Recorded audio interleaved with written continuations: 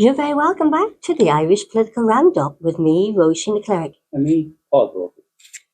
And we are with one of Ireland's favourite TDs, who is one of the most outspoken TDs in Dáil Éireann, and who, you really do put them questions to the government, and really outspoken and really speaking for the opposition, Deputy Ken O'Flynn. Well, I wouldn't be doing my job if I wasn't speaking up for the opposition, I suppose, is the first thing I would say to you. I don't know about being the favourite TD either. I think there's a lot of people that'd like to see me not a TD. But thank you very much. Thank you for the introduction. Delighted to be with you again, and... So, Deputy Flynn, we're also moving on to, you've also been speaking about the breaches within the food safety, especially in the areas of halal meat in Ireland. Mm-hmm. Well, this is something that has really become a hot topic in the month of August with me. A number of people, and there was a lot of social media going around, people didn't realise that they were purchasing halal meat. It's a code number. When I started putting down parliamentary questions, I found out that there has been an awful lot of breaches in the slaughterhouses regarding halal meat. They were concerning. I think there's a lot more work to be done on that. And I think there's a need for clear labelling. And also, I believe parents who are availing of school meals should know whether their children are eating halal meat as well. And look, this is not taking anything from the industry. But it's clearly marketed. It's clearly labelled.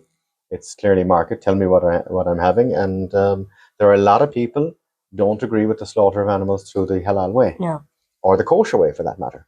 So I think it's important that we have that information and it's available to us, and it's clear, rather than a number, which is almost like a telephone number on a label to find out whether this was halal or not. I don't think that's acceptable. But I think from the set of parliamentary questions I've put down and the answers I've received back, there seems to be an awful lot of breaches in these slaughterhouses that are not up to Irish code or European code. And that's very, very concerning also, because I don't feel comfortable about eating a piece of meat that's been slaughtered incorrectly, or that there's a hygiene problem, or that HSE or HSE has had to go in and investigate, and coding is wrong and things like that. And I think that's a serious issue, and that's not going to go away, but it needs to be rectified, and it needs to be acknowledged. And again, it comes back to it's almost like the wink, wink, nudge, nudge of civil service and Fianna Fáil and Fine Gael TDs of, don't say anything because you might upset somebody, you might turn over the apple cart rather than upset it by mentioning this, and then you ask the question, why? Who would I upset? Why would I upset them? And they'll never give you the straight answer. They'll never give you a truthful answer of who you're upsetting or why you're upsetting, or who might be offended by it. I don't give a damn who I offend by asking a question. What I do give a damn about is ensuring that it is kept to the highest standard. The information is provided, and people can go out and make their own decision after that.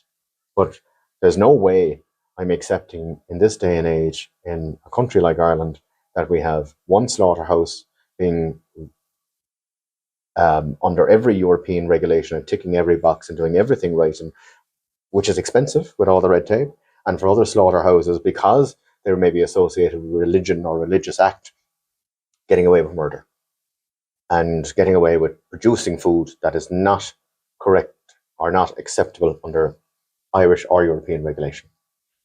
And I lived and grew up in Saudi Arabia, so I understand the halal meat and how the animals are killed. And I certainly never felt comfortable, and I stopped eating meat when I was younger because of that. And I think that's something that we're a Christian country, so that is something that we grew up with, knowing we're not all, as you said, all happy with animals being slaughtered. No. But we want them to be slaughtered in a humane way. Correct. We want it to be hygiene and with those standards. Yeah, with that meet the criteria of the European Union and our own high standards here.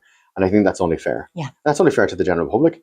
But you have more experience than I have having a box of surprises, aren't you, with the Saudi Arabia? I wouldn't have put you down for a Saudi Arabian, but look, I think in fairness, everything should be treated equal, and regardless of whether it's kosher, whether it's halal or whether it's to do with this religion or that religion, I think you have to meet the correct standards. Full stop, and there should be no exception, or there shouldn't be any shame in asking those questions as well. And look, there's a lot of people not happy with the current standards that we have in this country about any slaughter of animals. You talk to vegans, you talk to vegetarians, and they have the right to choose. But I think it's important that there's clear labeling, and people have the right to choose what they purchase in the supermarket and know what the product is. And there's clear, concise clarity. Correct. Well, Deputy Thank you so much. Thank you so much. Not at all. Thank you for your time. To Paul and I I enjoyed the conversation.